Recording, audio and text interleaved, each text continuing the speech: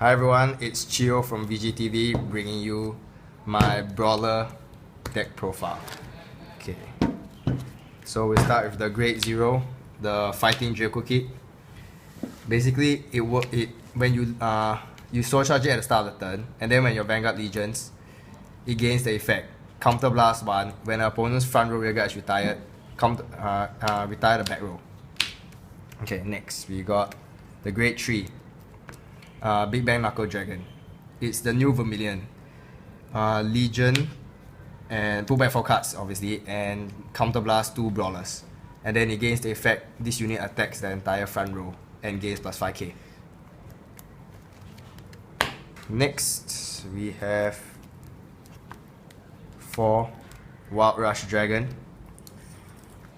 When you Legion, it has the effect when it drives check this card or Wildfist Dragon, you can counter blast 1 and it gains plus 10k 1 crit. So it becomes a trigger. It becomes 2 triggers and one critical trigger and 1 other trigger. Next Grade 2s we have 4 Bigbang Slash Dragon. It's the mate for Bigbang Knuckle, and on its own it's not too bad. But it's quite reliant on Bigbang Knuckle itself.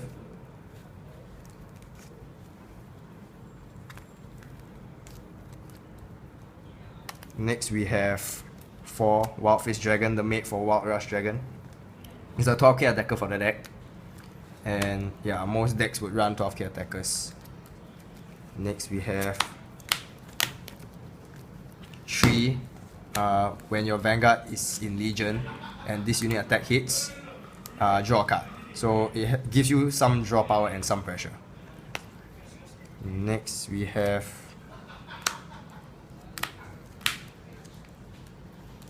3 Quintet Walls and 1 Kanzen. The reason why I don't run 4 Quintet Walls is because it would be a bit too counterblast heavy, and the Kanzen will allow you to get a much bigger attack. But if you have 2 Quintet Walls, that may be a bit too little. Okay, next we have 4 10k attackers, which allow you to hit high power during early game and allow you to rush the opponent. And for Legion decks where you can actually conserve the amount of damage you have, it actually allows you to build a difference between you and your opponent in terms of damage. Next we have 3 10k boosters for Legion. It makes most Legions hit 32k or 33k depending, but some which do not gain power when you attack will only hit 30k, which is quite bad, such as Wild Rush Dragon, which doesn't gain any power when it attacks. On to the personal boosters for Bigbang Knuckle Dragon. It allows you to hit 21k even when it's not on Vanguard Circle, so it makes it quite useful for Bigbang Knuckle. And for the triggers, I have 8 crit, 4 draw, and 4 heal. The reason why I run 8 crit is because Bigbang Knuckle actually hits the rear guards on its own, so you don't actually, and you have to use it first before the opponent intercepts. So you will actually want to run crits instead of stands, because the opponents probably will have used up his rear guards if you use a rear guard to attack first.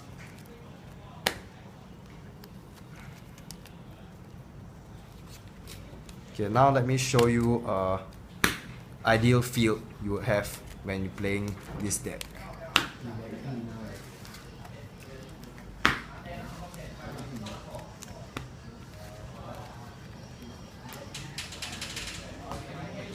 So basically, an ideal field would be you would have a Vanguard like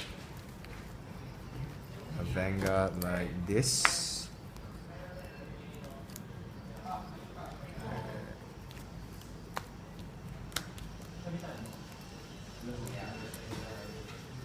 This will be an ideal field. And then when you Legion, you preferably put back the triggers or put back either one of these 2 cards, so that you have a higher chance of actually pulling them during your draw check. So when you would do this, and you drive check, for example, you drive check this card. You can counter blast one, and it gains plus 10k one crit. Allows you to pass, or makes it even more pressure. And this column would hit for 21k thanks to the 10k booster for Bigbang Knuckle. And if you get any triggers, you will put the effects here, which allow you to put more pressure on opponents, so that if the attack hits, you can actually draw. Yeah, and make sure opponents drop more hand early game.